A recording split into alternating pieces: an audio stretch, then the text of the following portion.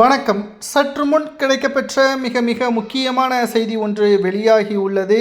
அதிமுகவில் 6 எம்எல்ஏக்கள் அந்தர்பல்டி. சசிகலா அவர்களது ரகசிய திட்டம். அதிமுகவில் தற்பொழுது இருக்கக்கூடிய பிரச்சனைகள் என்ன என்பது மக்களும் புரிந்துவிட்டார்கள், தொண்டர்களும் புரிந்துவிட்டார்கள். எடப்பாடி பழனிசாமி அவர்களை பதவியிலிருந்து நீக்குவது மட்டும்தான் ஒரே முடிவு.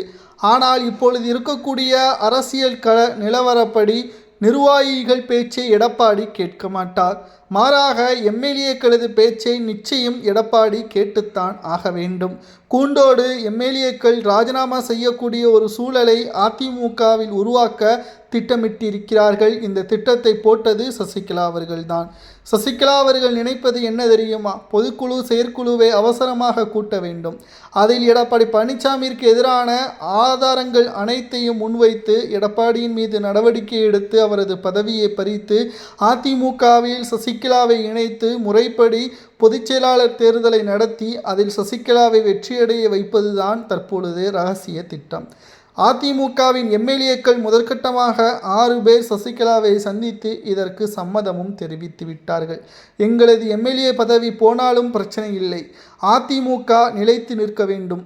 எம்ஜிஆர் அவர்கள் உருவாக்கிய அதிமுக, ஜெயலலிதா அவர்கள் சிறப்பாக வழிநடத்திய அதிமுக என்றைக்கும் 100 ஆண்டுகள் ஆனாலும் நிலைத்து நிற்க வேண்டும் என்றால் உங்களது வருகை அதிமுகவிற்கு அவசியம். எடப்பாடியின் செயல்பாடுகள் கடந்த 3 மாதங்களாக ஆளும் கட்சியை எதிர்த்தோ கடந்த திமுகவின் ஆட்சியை விமர்சித்தோ எதுவும் செய்யாமல் தனது அதிகாரத்தை அதிமுகவின் நிர்வாகிகள் மீது மட்டும்தான் காட்டுகிறார்.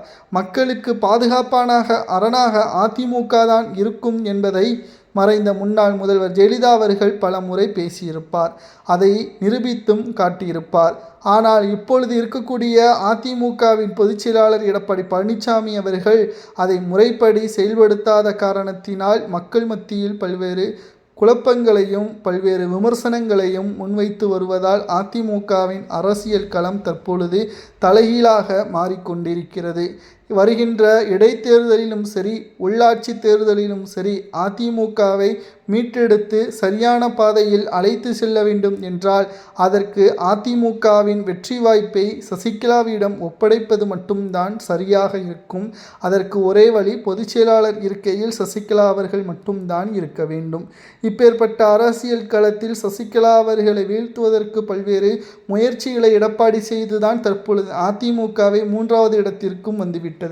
இனியும் சசிகலாவை புறக்கணிக்க வேண்டாம் என்று எம்எல்ஏக்கள் கூறுவது சரியா தவறா என்பதை கமெண்டில் கூறுங்கள்.